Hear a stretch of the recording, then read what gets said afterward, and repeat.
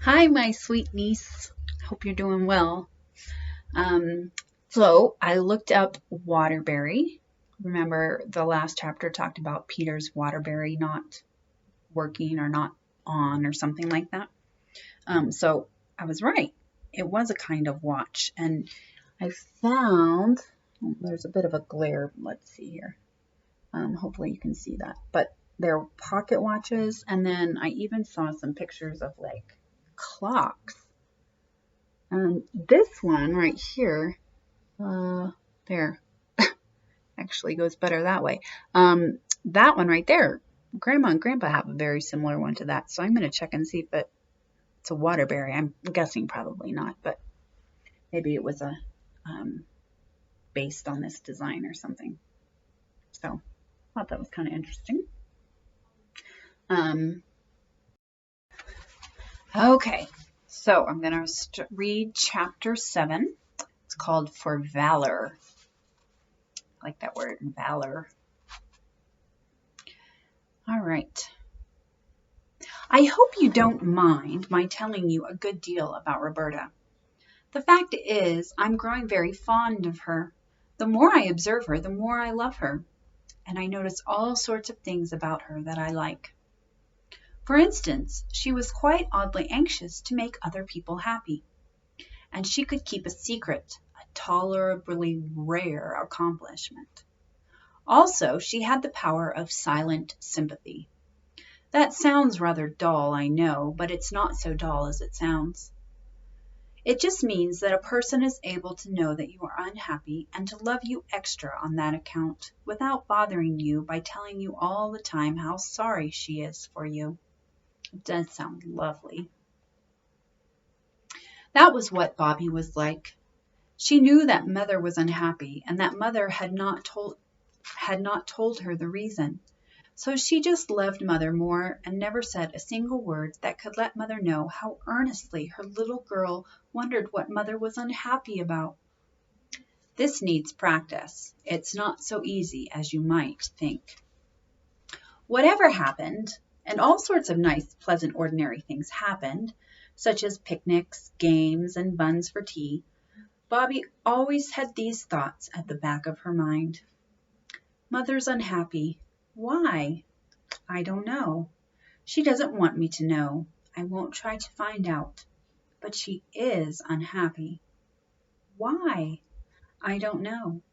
She doesn't, and so on, repeating and repeating like a tune that you don't know the stopping part of.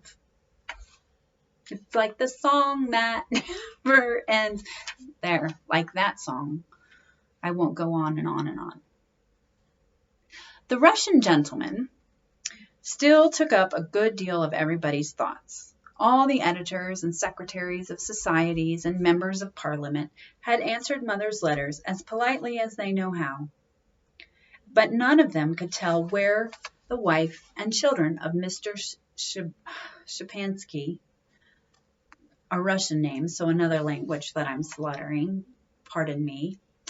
Okay, so the wife and children of Mr. Shapansky would likely to be. Did I tell you that the Russian's very Russian name was that? No. Bobby had another quality which you will hear differently described by different people. Some of them call it interfering in other people's business, and some call it helping lame dogs over stiles, and some call it loving kindness. It just means trying to help people. She racked her brains to think of some way of helping the Russian gentleman to find his wife and children. He had learned a few words of English now. He could say good morning and good night and please and thank you and pretty when the children brought him flowers and very good when they asked him how he slept. The way he smiled when he said his English was, Bobby felt, just too sweet for anything. She used to think of his face because she fancied it would help her to some way. She used to think of his face because she fancied it would help her to some way of helping him, but it did not. Yet his being there cheered her because she saw that it made Mother happier. "She likes to have someone to be good to, even besides us," said Bobby, "and I know she hated to let him have Father's clothes, but I suppose it hurt nice, or she wouldn't have." For many and many a night after the day when she and Peter and Phyllis had saved the train from wreck by waving their little red flannel flags, Bobby used to wake screaming and shivering, seeing again that horrible mound and the poor dear trustful engine rushing on towards it, just thinking that it was doing its swift duty and that everything was clear and safe.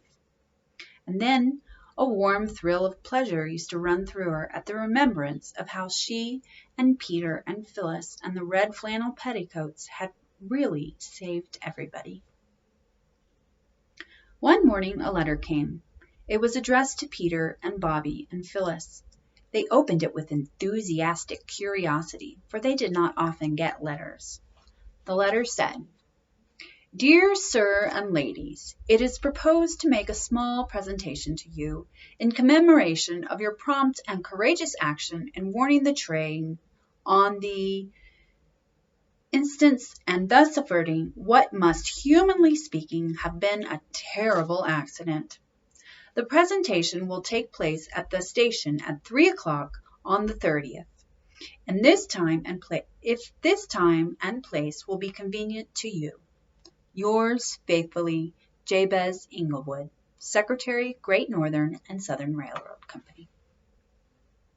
There never had been a prouder moment in the lives of the three children. They rushed to Mother with the letter, and she also felt proud and said so, and this made the children happier than ever. "But if the presentation is money, you must say thank you, but you'd rather not take it," said Mother. "I'll wash your Indian muslins at once," she added. "You must look tidy on the occasion like this." "Phil and I can wash them," said Bobby, "if you'll iron them, Mother. Washing is rather fun. I wonder whether you've ever done it." This particular washing took place in the back kitchen, which had a stone floor and a very big stone sink under its window. That just reminded me of the stone floor in the kitchen.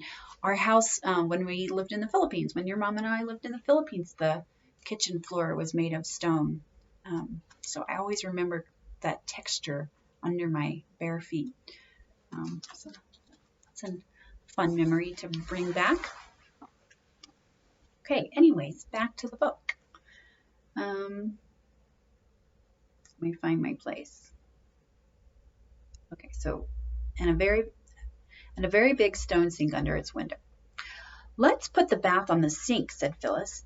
"Then we can pretend we're out of doors, washerwomen, like Mother saw in France." "But they were washing in the cold river," said Peter, his hands in his pockets, "not in hot water." "This is a hot river, then," said Phyllis. "Lend a hand with the bath, there's a dear." "I should like to see a dear lending a hand," said Peter, but he lent his. "Now to rub and scrub and scrub and rub," said Phyllis, hopping joyously about as Bobby carefully carried the heavy kettle from the kitchen fire. "Oh, no," said Bobby, greatly shocked. "You don't rub muslin. You put the boiled soap in the hot water and make it all frothy lathery, and then you shake the muslin and squeeze it ever so gently, and all the dirt comes out.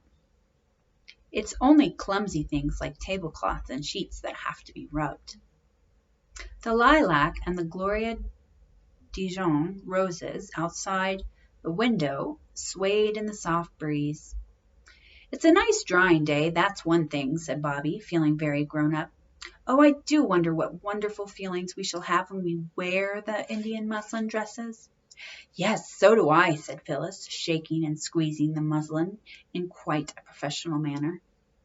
"Now, we squeeze out the soapy water. No, we mustn't twist them, and then rinse them. I'll hold them while you and Peter empty the bath and get clean water." "A presentation. That means present," said Peter, as his sisters, having duly washed the pegs and wiped the line, hung the dresses to dry. "Whatever will it be?" "It might be anything," said Phyllis. "What I've always wanted is a baby elephant." "But I suppose they wouldn't know that." "Suppose it was gold models of steam engines," said Bobby. Or a big model of the scene of the prevented accident, suggested Peter, with a little model train and dolls dressed like us and the engine driver and firemen and passengers. Do you like, said Bobby doubtfully, drying her hands on the rough towel that hung on a roller at the back of the scullery door. Do you like us being rewarded for saving the train? Yes, I do, said Peter downrightly, and don't you try to come it over us that you don't like it too, because I know you do. Yes, said Bobby doubtfully. I know I do, but oughtn't we to be satisfied with just having done it and not ask for anything more? Who did ask for anything more, silly, said her brother. Victoria Cross soldiers don't ask for it, but they're glad enough to get it all the same. Perhaps it'll be medals. Then, when I'm very old indeed, I shall show them to my grandchildren and say, we only did our duty, and they'll be awfully proud of me. You'll have to be married, warned Phyllis, or you don't have any grandchildren. I suppose I shall have to be married some day, said Peter. But it will be an awful bother having her around all the time. I'd like to marry a lady who had trances and only woke up once or twice a year. Just to say that you were the light of her life and then go to sleep again. Yes, that wouldn't be bad, said Bobby. When I get married, said Phyllis, I shall want him to want me to be awake all the time so that I can hear him say how nice I am. I think it would be nice, said Bobby, to marry someone very poor, and then you'd do all the work, and he'd love you most frightfully, and see the blue wood smoke curling up among the trees from the domestic hearth as he came home from work every night. I say, we've got to answer that letter and say that the time and place will be convenient to us. There's the soap, Peter. We're both as clean as clean. That pink box of writing paper you had on your birthday, Phil. It took some time to arrange what should be said. Mother had gone back to her writing, and several sheets of pink paper with scalloped gilt edges and green four-leaf shamrocks in the corner were spoiled before the three had decided what to say. Then each made a copy and signed it with their own name. The threefold letter was, Dear Mr. Jabez Inglewood, thank you very much. We did not want to be rewarded, but only to save the train. But we are glad you think so, and thank you very much.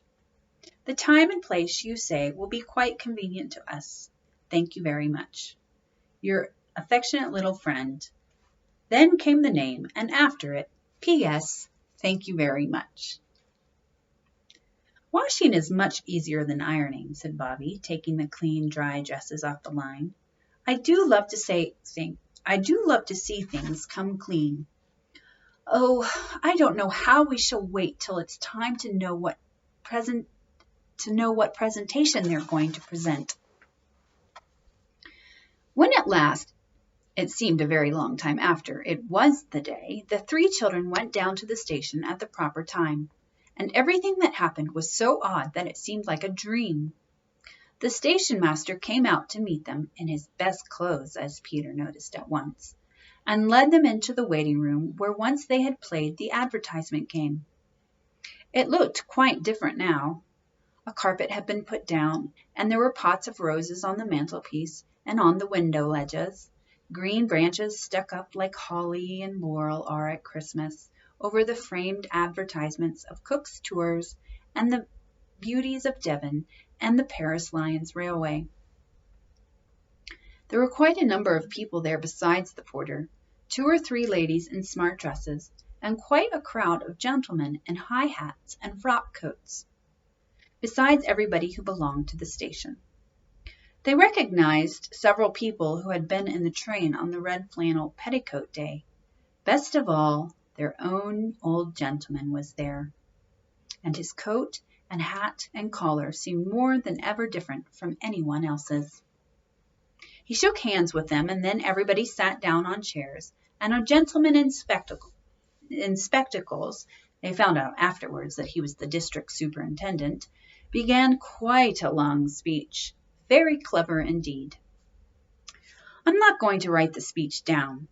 First, because you would think it dull, and secondly, because it made all the children blush so and get so hot about the ears that I am quite anxious to get away from this part of the subject. And thirdly, because the gentleman took so many words to say what he had to say that I really haven't time to write them down. He said all sorts of nice things about the children's bravery and presence of mind, and when he had done, he sat down, and everyone who was there clapped and said, "Hear, hear." And then the old gentleman got up and said things too. It was very like a prize giving. And then he called the children one by their names, and gave each of them a beautiful gold watch and chain. And inside the watches were engraved after the name of the watch's new owner, from the directors of the Northern and Southern Railway, in grateful recognition of the courageous and prompt action which averted an accident on 1905. The watches were the most beautiful you can possibly imagine, and each one had a blue leather case to live in when it was at home. "You must make a speech now and thank everyone for their kindness," whispered the station master in Peter's ear and pushed him forward. "Begin, ladies and gentlemen," he added. Each of the children had already said thank you quite properly. "Oh dear," said Peter, but he did not resist the push. "Ladies and gentlemen," he said in a rather husky voice. Then there was a pause, and he heard his heart beating in his throat. "Ladies and gentlemen," he went on with rush, "it's most awfully good of you, and we shall treasure the watches all our lives. But really we don't deserve it, because what we did wasn't anything really. At least, I mean, it was awfully exciting, and what I mean to say, thank you all very, very much." The people clapped Peter more than they had done the district superintendent. And then everybody shook hands with them, and as soon as politeness would let them, they got away and tore up the hill to Three Chimneys with their watches in their hands. It was a wonderful day, the kind of day that very seldom happens to anybody, and to most of us, not at all. "I did want to talk to the old gentleman about something else," said Bobby, "but it was so public, like being in church." "What did you want to say?" asked Phyllis. "I'll tell you when I've thought more about it," said Bobby. So when she had thought a little more, she wrote a letter. "My dearest old gentleman," it said, "I want most awfully to ask you something. If you could get out of the train and go by the next, it would do. I do not want you to give me anything. Mother says we ought not to.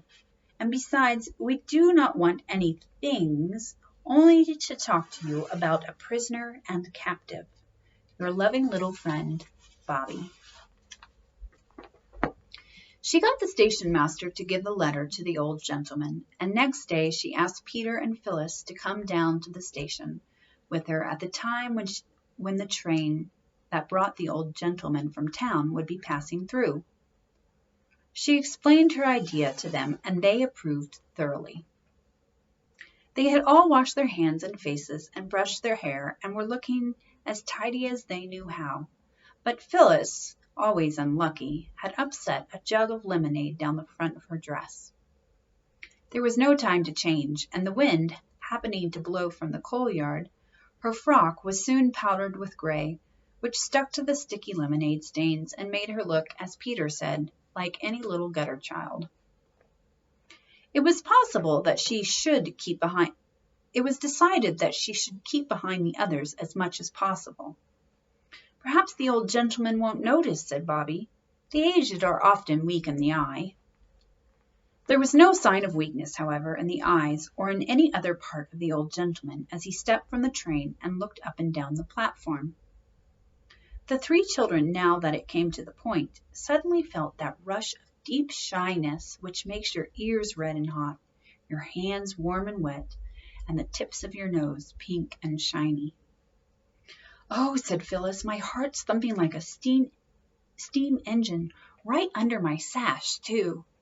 "Nonsense," said Peter. "People's hearts aren't under their sashes." "I don't care. Mine is," said Phyllis.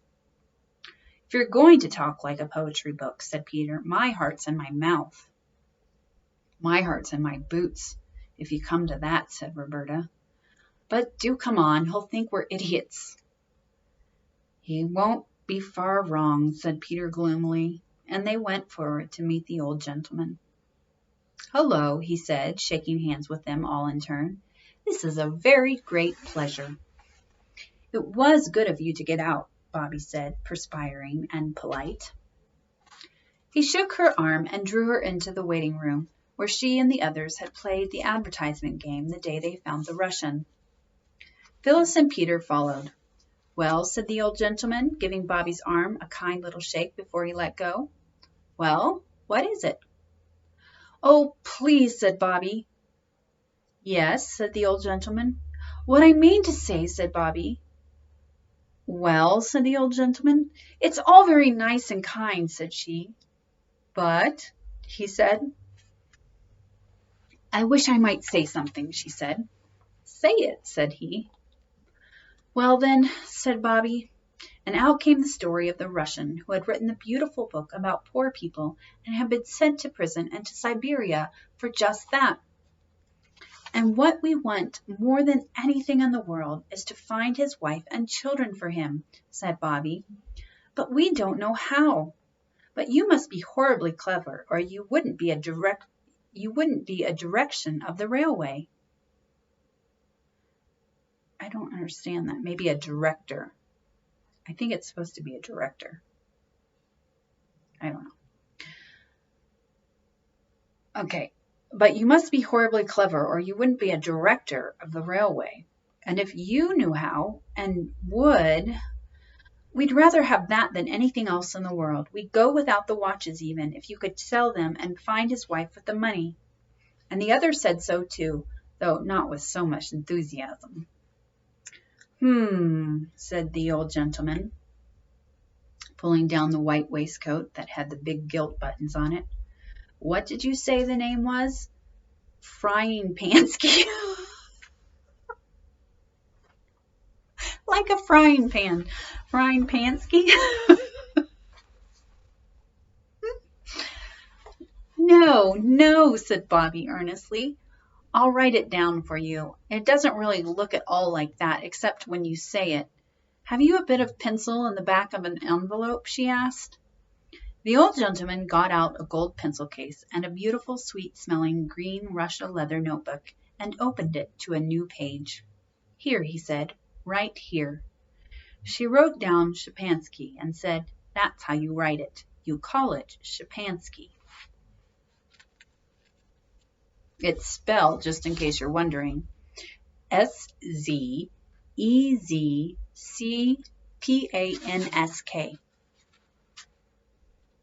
And then she wrote it phonetically. You call it Shapansky, or Shepansky. I don't know. I don't speak Russian. The old gentleman took out a pair of gold-rimmed spectacles and fitted them on his nose. When he had read the name, he looked quite different. That man? Bless my soul, he said. Why, I've read his book. It's translated into every European language. A fine book, a noble book. And so your mother took him in like the Good Samaritan. Well, I'll tell you what, youngsters. Your mother must be a very good woman. Of course she is, said Phyllis in astonishment. And you're a very good man, said Bobby, very shy but firmly resolved to be polite. You flatter me, said the older gentleman, taking off his hat with a flourish. And now am I to tell you what I think of you? Oh, please don't, said Bobby hastily. Why? Asked that old gentleman. I don't exactly know, said Bobby. Only, if it's horrid, I don't want you to, and if it's nice, I'd rather you didn't. The old gentleman laughed. Well, then, he said, I'll only just say that I'm very glad you came to me about this. Very glad indeed. And I shouldn't be surprised if I found out something very soon. I know a great many Russians in London, and every Russian knows his name. Now tell me all about yourselves. He turned to the others, but there was only one other, and that was Peter, Phyllis had disappeared. Huh. Tell me all about yourself, said the old gentleman again, and quite naturally Peter was stricken dumb. All right, we'll have an examination, said the old gentleman. You two sit on the table, and I'll sit on the bench and ask questions. He did, and out came their names and ages, their father's name and business, how long they had lived at Three Chimneys, and a great deal more. The questions were beginning to turn on a herring and a half for 3 halfpence, and a pound of lead and a pound of feathers, when the door of the waiting room was kicked open by a boot. As the boot entered, every one could see that its lace was coming undone, and in came Phyllis, very slowly and carefully. In one hand she carried a large tin can, and in the other a thick slice of bread and butter. Afternoon tea, she announced proudly, and held the can and the bread and butter out to the old gentleman, who took them and said, "Bless my soul." "Yes," said Phyllis. "It's very thoughtful of you," said the old gentleman. "Very." "But you might have got a cup," said Bobby, "and a plate." "Perks always drinks out of the can," said Phyllis, flushing red. "I think it was very nice of him to give it me at all, let alone cups and plates," she added. "So do I," said the old gentleman, and he drank some of the tea and tasted the bread and butter. And then it was time for the next train, and he got into it with many goodbyes and kind last words. "Well," said Peter, when they had left on the platform and the tail lights of the train disappeared round the corner, "it's my belief that we've lighted a candle today, like Latimer, you know, when he was being burned, and there'll be fireworks for our Russian before long." And so there were. It wasn't 10 days after the interview in the waiting room that the 3 children were sitting on the top of the biggest rock in the field below their house, watching the 5:15 steam away from the station along the bottom of the valley. They saw, too, the few people who had got out at the station straggling up the road towards the village. And they saw one person leave the road and open the gate that led across the fields to Three Chimneys and to nowhere else. "Who on earth?" said Peter, scrambling down. "Let's go and see," said Phyllis. So they did, and when they got near enough to see who that person was, they saw it was their old gentleman himself, his brass buttons winking in the afternoon sunshine, and his white waistcoat looking whiter than ever against the green of the field. "Hullo!" shouted the children, waving their hands. "Hullo!" shouted the old gentleman, waving his hat. Then the 3 started to run, and when they got to him, they hardly had breath left to say, "How do you do?" "Good news," said he. "I found your Russian friend's wife and child, and I couldn't resist the temptation of giving myself the pleasure of telling him." But as he looked at Bobby's face, he felt that he could resist that temptation. "Here," he said to her, "you run on and tell him. The other 2 will show me the way." Bobby ran, but when she had breathlessly panted out her news to the Russian and Mother sitting in the quiet garden, when Mother's face had lighted up so beautifully and she had said half a dozen quick French words to the exile, Bobby wished that she had not carried the news, for the Russian sprang up with a cry that made Bobby's heart leap and then tremble, a cry of love and longing such as she had never heard. Then he took Mother's hand and kissed it gently and reverently, and then he sank down in his chair and covered his face with his hands and sobbed. Bobby crept away. She did not want to see the others just then. But she was as gay as anybody when the endless French talking was over, when Peter had torn down to the village for buns and cakes, and the girls had got tea ready and taken it out into the garden. The old gentleman was most merry and delightful. He seemed to be able to talk in French and English almost at the same moment, and Mother did nearly as well. It was a delightful time. Mother seemed as if she could not make enough fuss about the old gentleman, and she said yes at once when he asked if he might present some goodies to his little friends.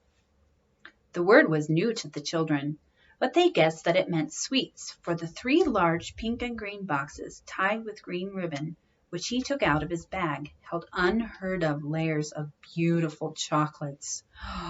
Oh, yum.